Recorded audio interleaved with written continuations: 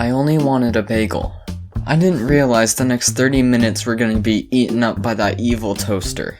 I had just finished some animating and I decided to take a little break before going back to work. After that, I put a bagel in the toaster for a quick snack. When I pulled the two ends apart, one ripped in half, but I didn't pay too much attention to it and toasted them anyways. When I went to go pull them out, something was wrong.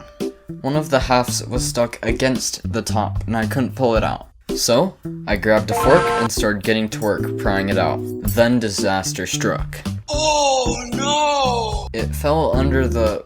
whatever that's called.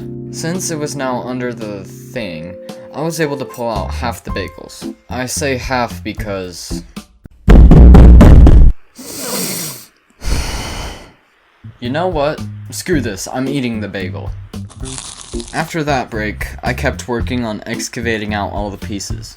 Sometimes I got really close, only to drop it.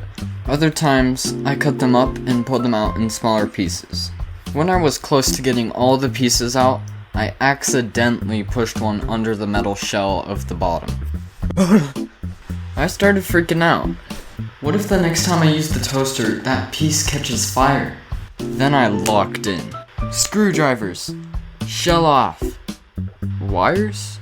Yeah, so there were wires holding the shell in place, and the metal piece wouldn't have come off anyways. Since I was locked in, I had the right energy to brute force most of the pieces that weren't stuck. And remember those pieces that went under the metal? They haven't started a fire, so that's good. Never mind.